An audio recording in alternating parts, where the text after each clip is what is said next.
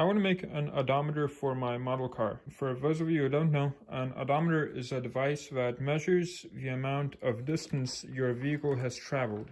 An odometer works by calculating how many times the wheel has rotated and multiplying that number by the circumference of the wheel. Now, attaching some kind of mechanism directly to the wheel to calculate how many times it has turned isn't very smart. However, none of these other places work either because of all the gear reduction, and just because the engine is running and there's movement in the gearbox doesn't necessarily mean the vehicle is traveling. So the best and really only place that is going to work is right here, next to the drive shaft or the differential. The number of times the drive shaft has rotated is always proportional to the distance the vehicle has traveled.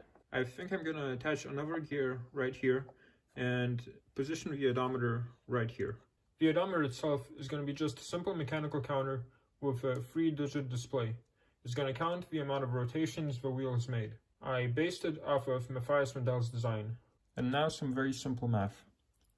So the circumference of my wheel is approximately 0.55 meters, which means one rotation of the crankshaft equals to 0.55 meters traveled.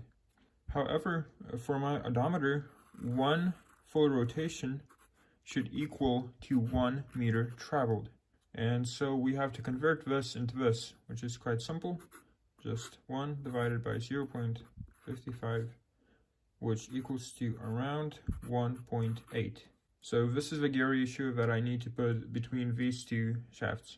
And as for numbers of teeth, I'll go with 10 and 18. Because this combination is going to replicate this gear ratio. I printed out a sheet of gears with a lot of extra spares. I'll be using 8, 10, 18, and 20 tooth gears. I'm not going to show you the process of cutting out and sanding all of these gears because that's pretty self-explanatory. However, I do want to point out that whenever possible, I try to nail together multiple layers of plywood so that I can cut out multiple gears at once. This saves a lot of time. I finished making most of the pieces, and now I'll just glue them into 3 separate sets.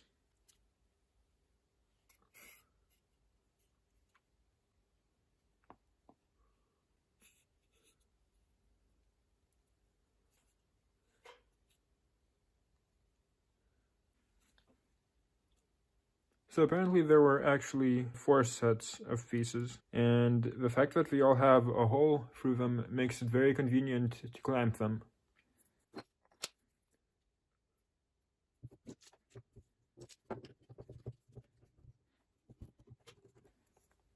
I made a little testing jig, but it doesn't really work yet because there's way too much friction between these teeth, so I'll have to sand everything to make it work. I'd say it's a little bit smoother now, but now I'll also lubricate this thing with wax, and that should help a lot.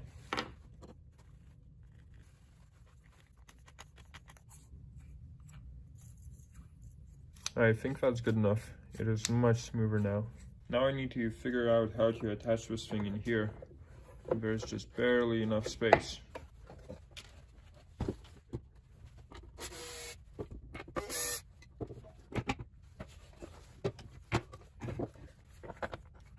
This is the 10-tooth gear I was talking about. I'll use it to reduce the speed of a drive shaft.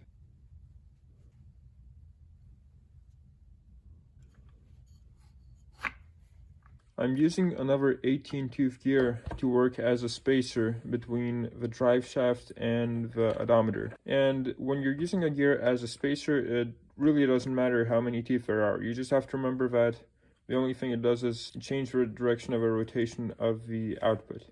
A little problem I encountered is that this counter shaft sometimes pushes on this gear. So I need to cut off this a little bit right here.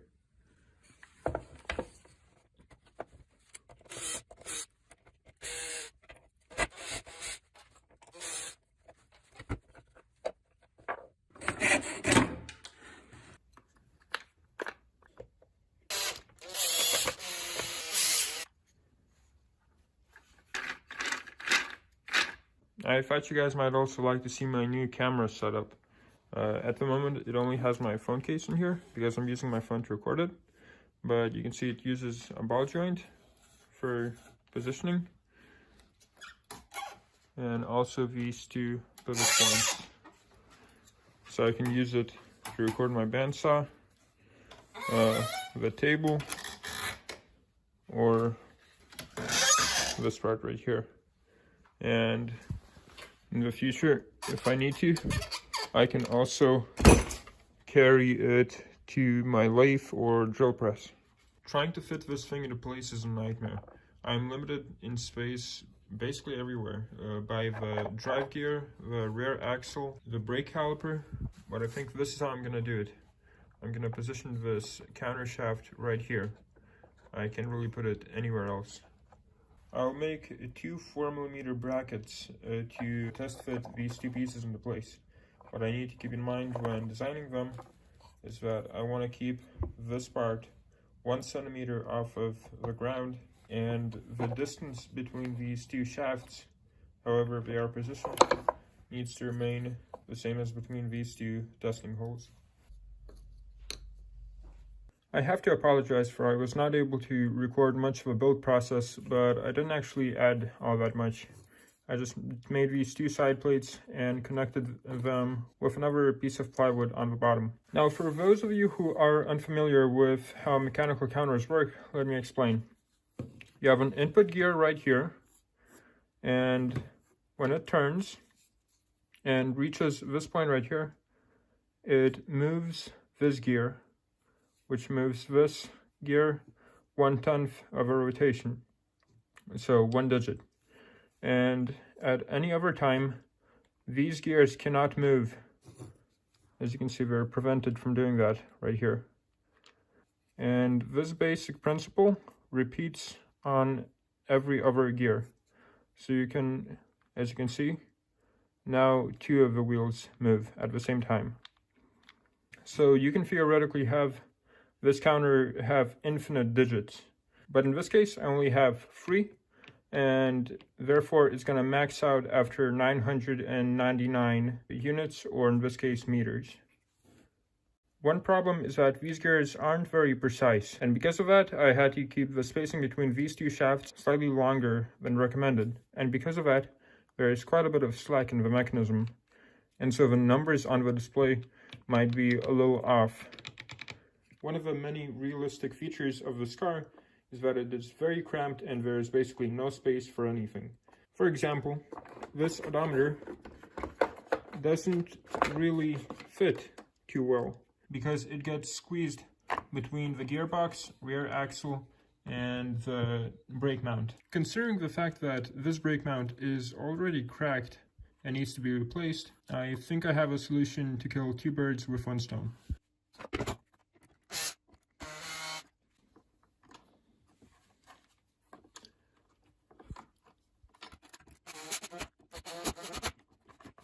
Now that there is enough space for the odometer, I want to quickly test fit it and see if everything works.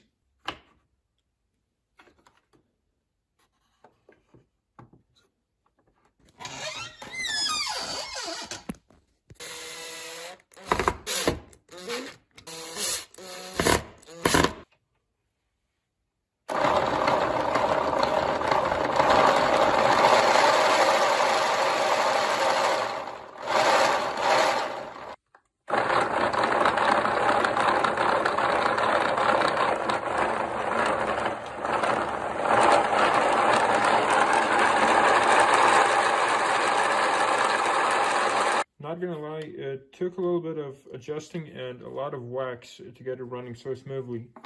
Now the last thing I need to do is attach this overlay and also write down all the numbers. I can only attach this overlay from this point, and it's not going to be attached here. I don't really like that, but I think that's the only way I can really do it.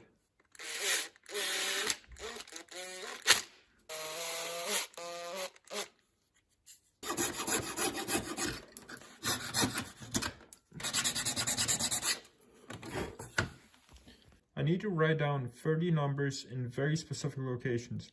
What are the chances I don't make any mistakes?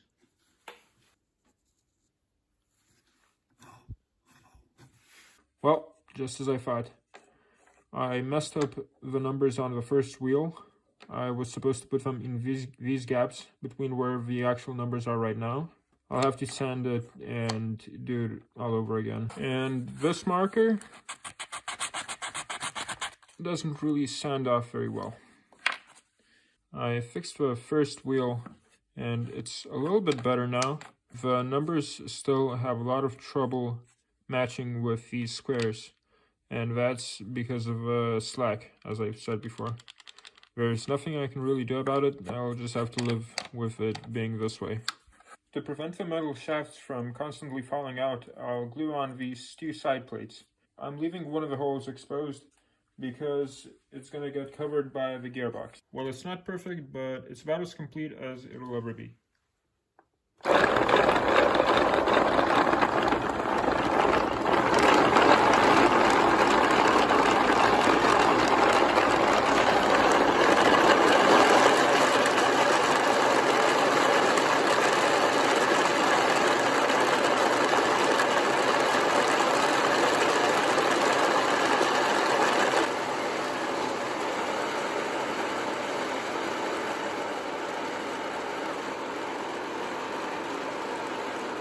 I had to stop the test because my battery was starting to die, but in theory that was 265 meters. Probably the most realistic feature of this odometer is the ability to increase the car's resale value. Ferris Bueller would be proud.